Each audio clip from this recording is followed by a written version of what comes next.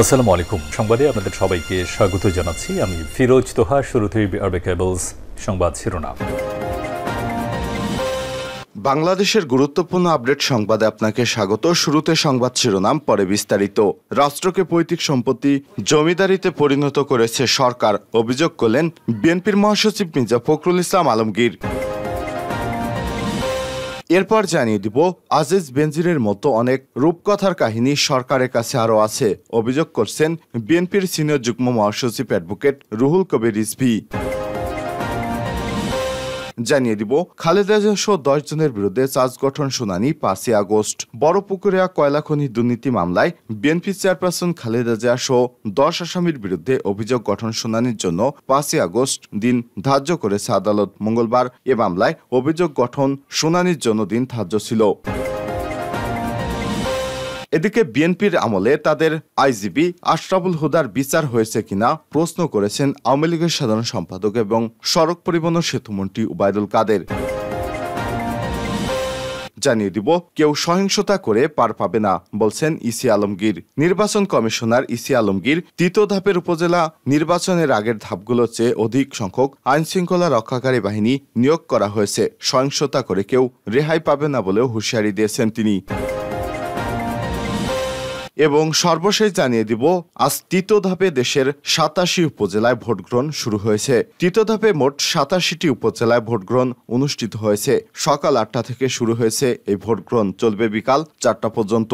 অবাধ, সুষ্ঠু এবং শান্তিপূর্ণ পরিবেশে নির্বাচন সম্পন্ন করতে ইতিমধ্যে সব ধরনের ব্যবস্থা নিয়েছে নির্বাচন কমিশন ইসি। এই ধাপে 109 উপজেলায় ভোট গ্রহণের কথা থাকলেও ঘূর্ণিঝড় রেমালের কারণে গত 19টি এবং আরও 3টি উপজেলায় ভোট স্থগিত করেছে নির্বাচন কমিশন ইসি। ফলে এখন মোট 87টি উপজেলায় ভোট গ্রহণ অনুষ্ঠিত হচ্ছে। প্রিয় দর্শক, এতক্ষণ শুনছিলেন সংবাদ শিরোনাম, এবারে বিস্তারিত। তবে তার আগে অনুরোধ থাকবে, আপনি কোন স্থান থেকে আমাদের সংবাদটি দেখছেন কমেন্ট করে জানিয়ে দিন এই সংবাদ সম্পর্কে আপনার মূল্যবান মতামত। প্রিয় দর্শক, আপনি যদি আমাদের চ্যানেলে নতুন হয়ে থাকেন, ভিডিওটি দেখতে দেখতে চ্যানেলটি সাবস্ক্রাইব করে রাখুন, যাতে করে আমাদের লেটেস্ট আপডেট সংবাদগুলো সবার আগে আপনার কাছে পৌঁছে যায়। এবারে বিস্তারিত। রাষ্ট্রকে পৈতৃক সম্পত্তি জমিদারিতে পরিণত করেছে বললেন মির্জা ফখরুল। দেশের মানুষ পরিবর্তন চায় বলে মন্তব্য করে বিএনপির মহাসচিব মির্জা ফখরুল ইসলাম আলমগীর বলেছেন, বাংলাদেশ আর রাষ্ট্র নেই, এটি পৈতৃক সম্পত্তি জমিদারিতে পরিণত হয়েছে। তারা যা ইচ্ছা তা করবে এবং তাই করে যাচ্ছে। কারণ রাষ্ট্রের বিভিন্ন প্রতিষ্ঠানের দায়িত্ব যাদের উপর ছিল তারাই সবার আগে নষ্ট হয়ে গেছেন। আজকে যারা রাষ্ট্রীয় ক্ষমতায় আছেন তারা সবকিছু ধ্বংস করে দিচ্ছে। এই অবস্থা থেকে বেরিয়ে আসার জন্য আবারও দলের সব নেতাকর্মীদের প্রতি আহ্বান জানাই। মঙ্গলবার AFM সুলাইমান চৌধুরীর লেখা ফেনীতে 321 দিন জেলা প্রশাসক হিসেবে আমার অভিজ্ঞতা বইয়ের প্রকাশনা উৎসবে তিনি এসব কথা বলেন। জাতীয় প্রেস ক্লাবের তফাজ্জল হোসেন মানিক মিয়া হলে এই প্রকাশনা উৎসবের আয়োজন করে সূচিপত্র প্রকাশনী। মির্জা ফখরুল ইসলাম আলমগীর বলেন, আমরা রাজনীতির একটি খুব কঠিন সময়ে অবস্থান করছি। এত কঠিন সময় বাংলাদেশের ইতিহাসে আর কখনো আসেনি। আমরা যারা সত্যিকার অর্থে দেশপ্রেমে উদ্বুদ্ধ হয়েছি, রাজনীতি করছি, তাদের একটি কথা মনে রাখতে হবে, আমরা রাজনীতিকে প্রতিষ্ঠা করার জন্য রাজনীতি করি। তিনি বলেন, দেশের গণতন্ত্র পুনরুদ্ধারে বিএনপির কম ত্যাগ স্বীকার করেননি। খালেদা জিয়া গণতন্ত্রের লড়াইয়ের জন্য কারাবন্দী করেছেন। 60 লক্ষ নেতাকর্মীর বিরুদ্ধে মামলা। সপ্তাহে প্রায় প্রতিদিন নেতাকর্মীদের আদালতে হাজির হতে হচ্ছে। শুধু গত বছরে 22 জন নেতাকর্মীকে রাস্তায় প্রাণ দিতে হয়েছে। 7 শতাধিক নেতাকর্মী গুম হয়েছেন, তারপরও হাল ছেড়ে দেয়নি, লড়াই সংগ্রাম করছি। ফেনীতে 321 দিন জেলা প্রশাসক হিসেবে আমার অভিজ্ঞতা বইয়ের লেখা AFM সুলাইমান চৌধুরীর সভাপতিত্বে প্রকাশনা উৎসবে আরো বক্তব্য রাখেন শিক্ষাবিদ ও অর্থনীতিবিদ ডাক্তার মাহবুব উল্লাহ, জাহাঙ্গীরনগর বিশ্ববিদ্যালয়ের সাবেক অধ্যাপক দিলিরা চৌধুরী, নাগরিক ঐক্যের সভাপতি মাহমুদুর রহমান মান্না, কবি আব্দুল হাই শিকদার, সূচিপত্র প্রকাশনীর সত্ত্বাধিকার সাইদ বীর প্রমুখ। আজিজ বেনজিরের মতো অনেক রূপকথার কাহিনী সরকারের কাছে আছে বললেন রুহুল কবির রিজভী। বিএনপির জ্যেষ্ঠ যুগ্ম মহাসচিব রুহুল কবির রিজভী বলেছেন, দেশ থেকে যে লক্ষ কোটি টাকা পাচার হচ্ছে, লুট হচ্ছে, ব্যাংক শূন্য হচ্ছে, রাজকোষ শূন্য হচ্ছে, আমরা তো শুধু দুজনের কথা শুনছি, সাবেক সেনাপ্রধান ও পুলিশ প্রধান। তাদের যে রূপকথার কাহিনী শুনছি, এরকম আরো যারা সরকারে নানাভাবে সাহায্য করেছে, গুম খুন এবং নানান অত্যাচারে লিপ্ত ছিলেন, তাদের কাহিনী তো আমরা জানি না। আমরা না জানলে জানলেও কথাগুলো তো মানুষের কাছে আছে। আজ জাতীয় প্রেস ক্লাবের আব্দুল সালাম হলে জাতীয়তাবাদী প্রকাশনা পরিদর্শকদের উদ্যোগে আহবাব চৌধুরী খোকনের সম্পাদনায় জিয়াউর রহমান অন্যান্য রাষ্ট্রনায়ক গ্রন্থের প্রকাশনা অনুষ্ঠানে তিনি এসব কথা বলেন।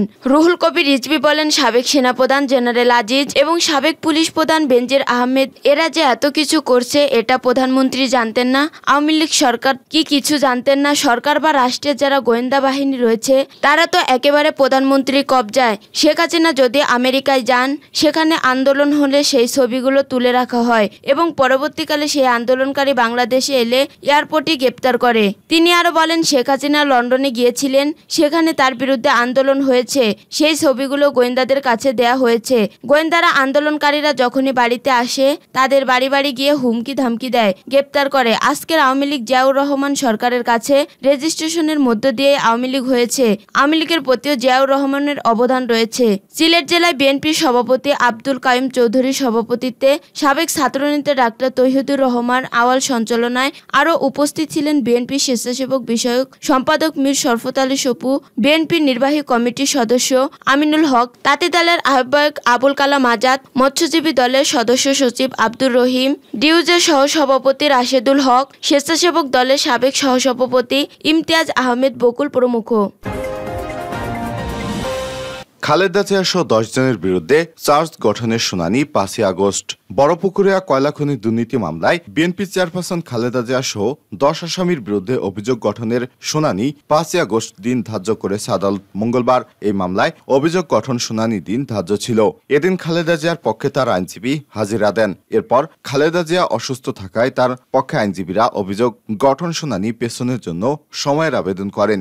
ঢাকার কেরানীগঞ্জে ঢাকা কেন্দ্রীয় কারাগারে স্থাপিত অস্থায়ী ঢাকার বিশেষ জজ আদালত 2 এর বিচারক মোহাম্মদ আখতারুজ্জামান শুনানি শেষে সময়ের আবেদন মঞ্জুর করে এ আদেশ দেয়। খালেদা জিয়ার আইনজীবী জিয়াউদ্দিন জিয়া বিষয়টি নিশ্চিত করেছেন। নথি থেকে জানা গেছে 2008 সালের 26শে ফেব্রুয়ারি খালেদা জিয়া তার মন্ত্রিসভার সদস্য সহ 16 জনের বিরুদ্ধে রাজধানীর শাহবাগ থানায় মামলা করে দুর্নীতি দমন কমিশন দুদক তৎকালীন সহকারী পরিচালক মোহাম্মদ শামসুল আলম পরে ওই বছরের 5 অক্টোবর 16 আসামির বিরুদ্ধে দুদকের উপপরিচালক মোহাম্মদ আবুল কাশেম ফকির আদালতে অভিযোগপত্র দেন। বিএনপি তাদের আমলে আইজিপি আশরাফুল হুদার বিচার করেছে কিনা প্রশ্ন কাদেরের। বিএনপির মহাসচিব মির্জা ফখরুল ইসলাম এবং বিএনপি নেতারা এখন কথায় কথায় সাবেক আইজিপির বেনজির আহমেদের দুর্নীতির কথা বলেন। তাদের সময় সাবেক আইজিপি আশরাফুল হুদার বিচার হয়েছে কিনা তারা এমন প্রশ্ন রেখেছেন আওয়ামী লীগের সাধারণ সম্পাদক এবং সড়ক পরিবহন ও সেতুমন্ত্রী ওবায়দুল কাদের। মঙ্গলবার দুপুরে রাজধানীর ধানমন্ডিতে আওয়ামী লীগ সভাপতির রাজনৈতিক কার্যালয়ে সংবাদ সম্মেলনে সাবেক সেনাপ্রধান জেনারেল অবসরপ্রাপ্ত আজিজ আহমেদ এবং পুলিশের সাবেক মহাপরিদর্শক আইজিপি বেনজির আহমেদ ইস্যুতে এক প্রশ্নের জবাবে তিনি এই প্রশ্ন রাখেন। এ প্রসঙ্গে ওবায়দুল কাদের আরো বলেন, রফিকুল ইসলাম চট্টগ্রামে শেখ হাসিনার প্রাণনাশের চেষ্টার সঙ্গে জড়িত।